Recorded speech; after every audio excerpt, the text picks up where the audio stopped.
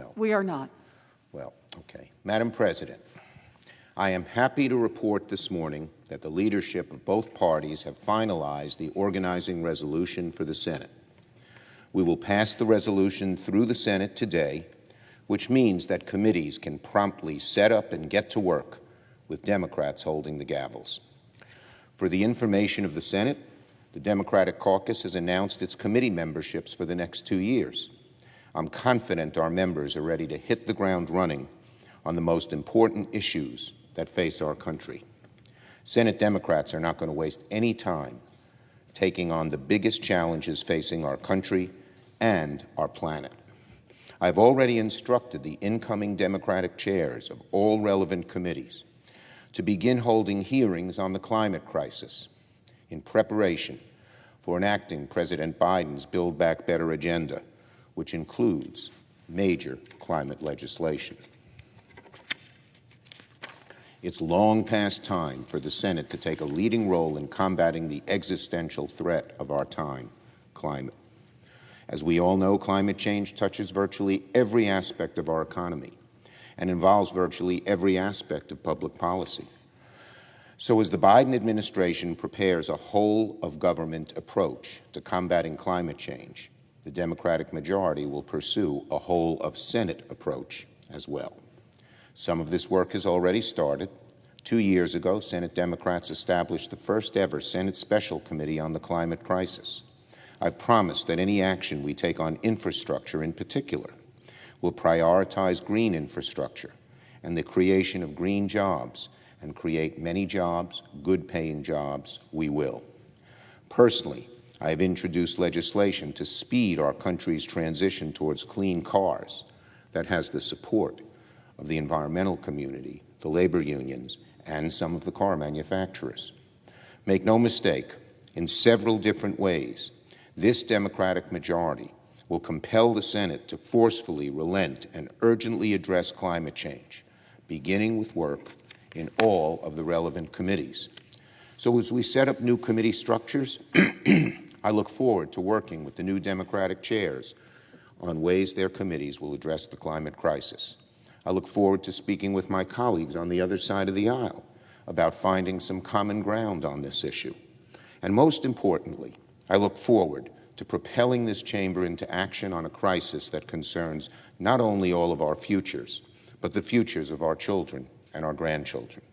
It's our solemn obligation to leave behind a planet upon which future generations can grow and prosper. Now on COVID.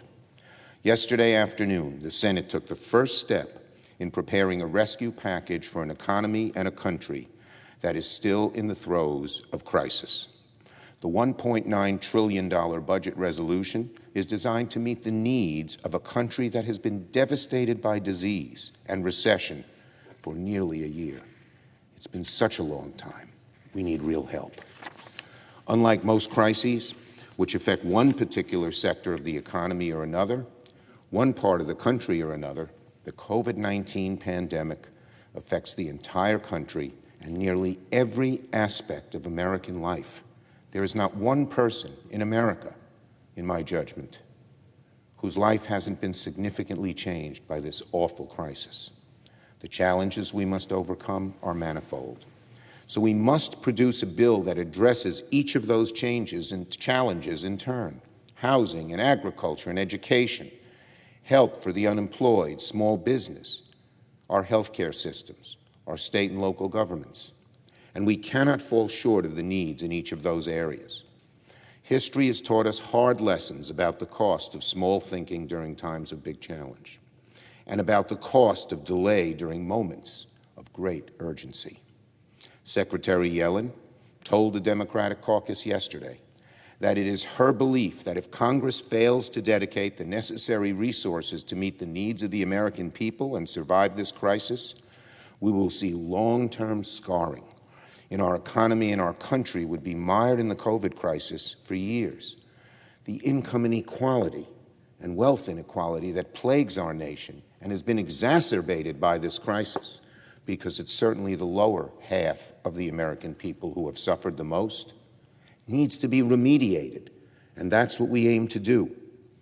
We must not repeat the mistakes of the past and do too little, too reluctantly, and too late. We will not repeat the mistakes of the past. Our goal is simple: to help the American people and the American economy, and do it fast. Over the next 2 days, the Senate will be in session for debate on the budget resolution. There will be an open bipartisan amendment process. We invite participation from both sides of the aisle in that process. But I urge members not to lose sight of what this legislation will mean for the American people, for Americans who have lost their jobs through no fault of their own. This rescue package will extend enhanced unemployment benefits. For parents, I've spoken to so many who are desperate for the day they can send their children back to school safely. This rescue package will include resources for schools to make that happen quicker. For teachers and firefighters and bus drivers and nurses worried about the fate of their jobs, this rescue package will follow through on providing aid for state and local governments. For restaurants and bars, for theaters and farmers, for small businesses of every stripe, this rescue package will make another round of federal loans and grants available to you. And for every American struggling to make ends meet, who month by month has fallen further behind on the rent or the mortgage, who has had the power or the heat or the water shut off, for every American who has had to choose which meal they were going to skip that day, this rescue package will send direct assistance in the form of a check. And of course, this rescue package will support the production and distribution of the vaccine. That is the key to ending the crisis. The past administration, in terms of distribution, in terms of working with the states to get these vaccines out, has been so derelict. It's been one of the greatest failures of any presidency. The new Biden administration is focused on getting making more vaccines, getting them out quickly, getting them out fairly, doing it effectively and efficiently. We have to help get that done. So I, alongside the Democratic committee chairs responsible for drafting this legislation, will be meeting with President Biden at the White House today in a few hours from now. Our caucus is eager to discuss next steps, and we are united in our resolve to deliver on a rescue plan that provides the American people the relief they so desperately need. I yield the floor and note the absence of a quorum.